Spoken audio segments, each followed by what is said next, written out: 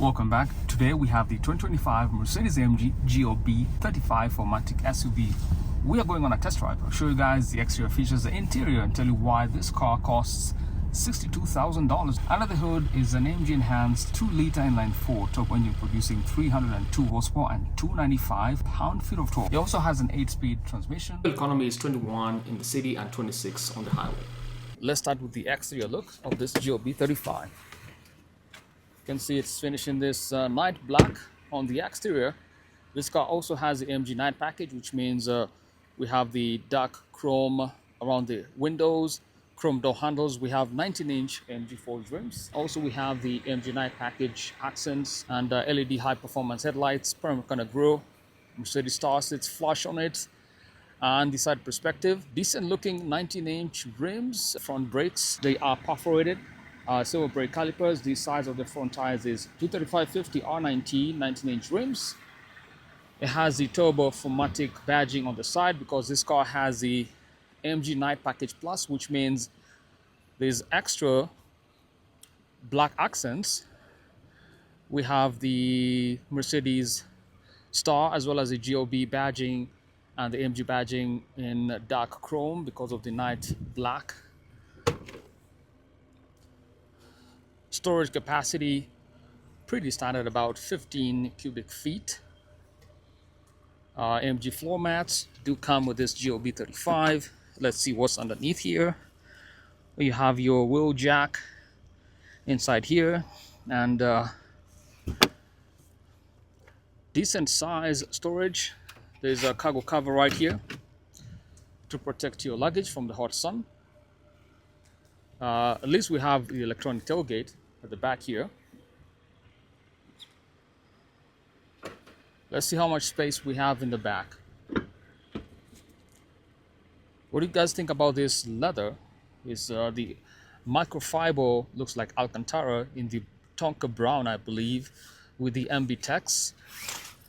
There's actually more than enough legroom down here if I step inside. So in terms of comfort, I do like the seats. There's more than enough headroom at the top. There's more than enough space between my knees and the front seats. Some storage netting here. What's surprising is that these windows are pretty large, so visibility is quite good even in the front or the back. And we do have a panorama roof up here as well. This is a view from the back facing forward. We've become used to this look on Mercedes-Benz MBUX 3rd generation, and flat bottom design steering wheel with the MG drive units. We'll sample those once we start to drive. Accessories at the top, reading lights, and that's pretty much it. Pretty standard look in the back here. Nothing too fancy. Good build quality. Nothing feels cheap in the back. And we do have 2 USB-C ports and air vents. Standard as well. Let's jump outside. And looks like it's starting to snow, but real quick, another quick walk around. See the view from this perspective. Roof rails are also finished in black because of the AMG Night Package Plus. Passenger's perspective, we do have memory seating 1, 2, 3, carbon fiber trim, and heated seats do come standard in this GLB. I think this is a good look. I haven't seen this trim option in 2025, so that's the first time I'm seeing this Tonka brown or brown look on this side here. Nice. And of course, I think these are 10.25-inch displays at the front. 64 colors ambient lights. These are new design air vents, turbo inspired. I like how they looks. We have mechanical buttons at least, and storage, glove compartment. Love the carbon fiber trim and the 64 colors ambient lights. So nice look here. Let's go for another brief walk around in this GLB 35 and go on a drive.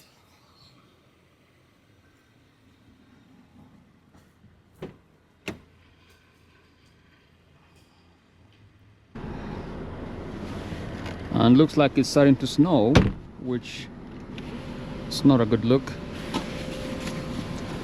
So what do you guys think of the interior so far? I think we've seen this interior, same interior as the CLA 35, the 45. Nothing too fancy, but for the 2025 model year for the GLB, the trackpad is gone, which used to be down here, which sucks. But I'm gonna set the car to the Sport Plus mode. And the other thing I'll do is I'll adjust the MBUX infotainment. This is fully touch screen. Go to the performance and check out the engine metrics as we drive the engine torque and power.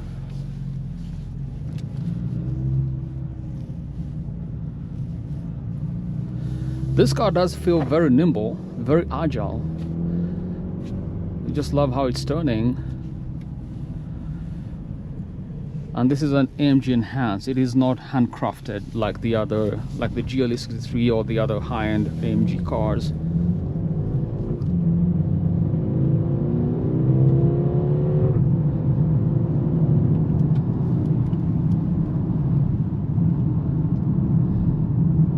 Not bad. It's pretty quick, pretty snappy. I love the suspension. Even in the Sport Plus mode, it's not too stiff. I gotta give it that. Love the feel of the steering wheel. Good enough feedback in the Sport Plus mode. Has a AMG Performance exhaust as well.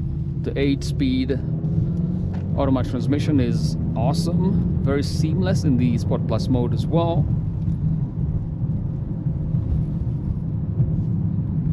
It doesn't feel too rough in terms of how aggressive the car is.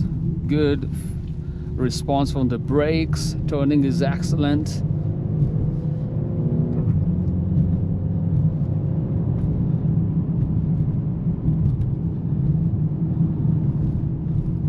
I might also add, I love the feeling of the steering wheel with the leather and the flat bottom design with the AMG branding at the base of the steering wheel, and touch sensitive controls for both cruise control options on the left and the touch sensitive controls for the MBUX right here.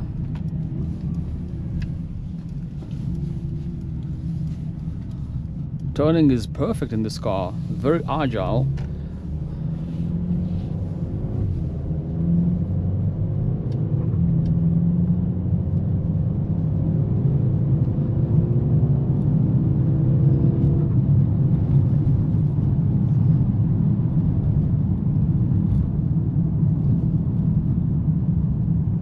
Let's see, one thing we can do here is also, as you drive, you can adjust one other option here for the comfort menu, known as seat kinetics, which means you do receive a bit of support from the seat. It adjusts based on the surface of the road, the turning, to give you support at the base of the seat and the back. So the seat does adjust slightly. Hey Mercedes. Assistant. Would you like to know more about what I can do for you? Yes. Okay, here we go. Whenever you want to talk to me, you can press the push to talk button on the steering wheel or say, "Hey Mercedes, I can help you enter destinations, search for music and use vehicle functions," to name just a few examples. When I'm online, I can do even more for you, like weather forecasts. Just tell me. Set ambient light to red. Hey Mercedes, set ambient light to red. How can I? I'm sorry, can you say that again, please? Set ambient light to red. Okay, I'm changing the color. I'm gonna set it to the Sport Plus mode.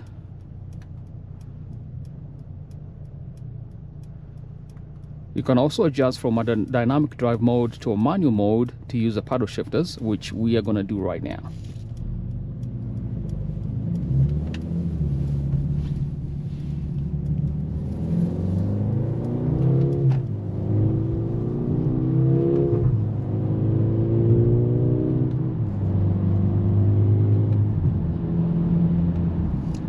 It is very seamless, even using the paddle shifters. Wow, I could barely tell I'm changing gears. Downshifting is also very smooth as well. not a ton of kick from the exhaust or the engine.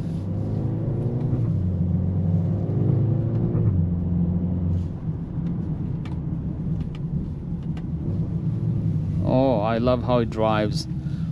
I think this is basically an entry-level performance Mercedes-Benz, if you'd like to think of it in that manner, right? So it's not too aggressive. You can still enjoy the car, and it's just got sufficient power, not too much, right? So obviously, if you want to get to the more powerful Mercedes-Benz or the Mercedes-AMGs, you can get the GLE or even the GLC 43 is the next car we're going to drive after this. So we're going to have the 2025 GLC 43 SUV. So it's also not a coupe, but pretty nice. Check out the off-road menu. As we drive, which shows you the compass and direction of travel. We can also see the longitude, latitude.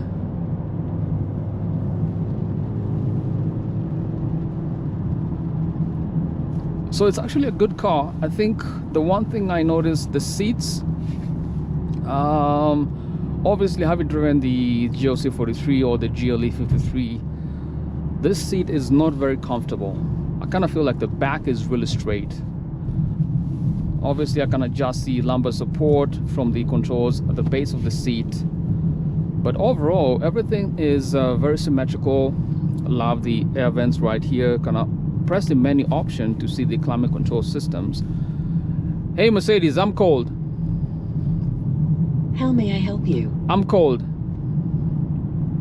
I'm increasing the temperature to maximum.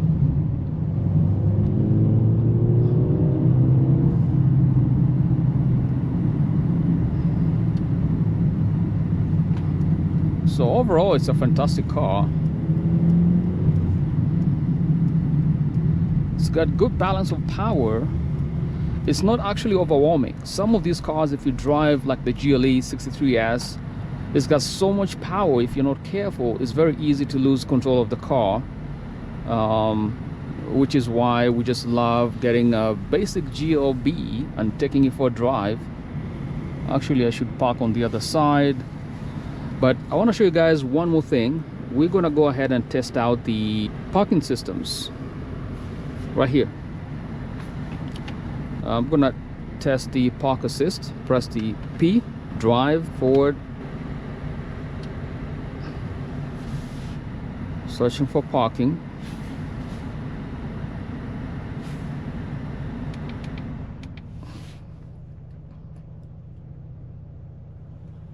It's taking an awful long time to search for parking. I thought the parking was on the other side.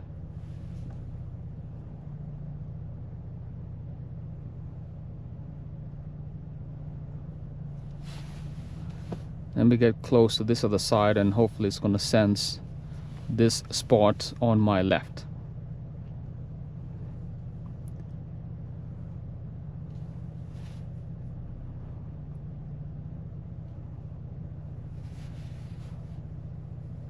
Oh, it doesn't even detect that.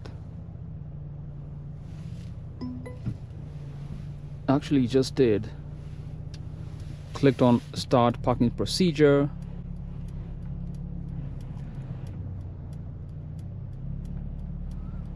So it looks like it's gonna park the car facing forward.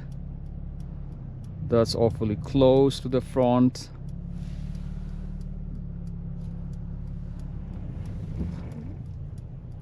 Quite stiff on the brakes. I gotta tell you, the park assist is very efficient. It doesn't drive around too much. It's actually perfect in terms of how it parks the car. Not too much movement. That was a park assist in the GLB 35. Let's go park the car on the other side, because right here we have GLSs on this side. You can see we have backup camera systems, 360-degree views, which is pretty dope.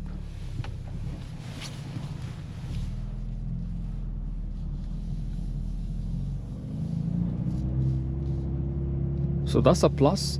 Overall, it's a good looking car. No trackpad down here for this model year 2025. There used to be one, but it's gone. One other thing, 2 cup holders, cam standard, USB-C ports at the front, NFC wireless charging down here as well. And actually just gonna put it next to this other GLB.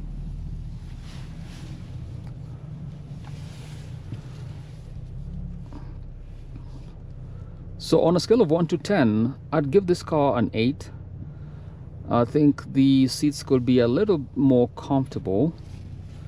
Kind of feel like there is no thigh support. That's something else I notice. If you're very tall, kind of feel like your feet are hanging out. But overall, I think it's a good buy. I think 60,000 is not too bad on this car. And that is a quick tour of the GLB 35. It's a good looking car. This is the key. I didn't show you the key. It's a full black metallic key with the AMG branding at the base of the key. And overall, I think this is a definite buy for me. GLB 35, not too aggressive. It's got a good balance of power and practicality, storage in the back. And I can't really complain about this car. And next up, we're gonna check out the GLC 43. Until next time, guys, stay positive. That's it. Quick look at the GLB 35 4MATIC SUV for 2025. It's a good car. See you on the next one. Peace.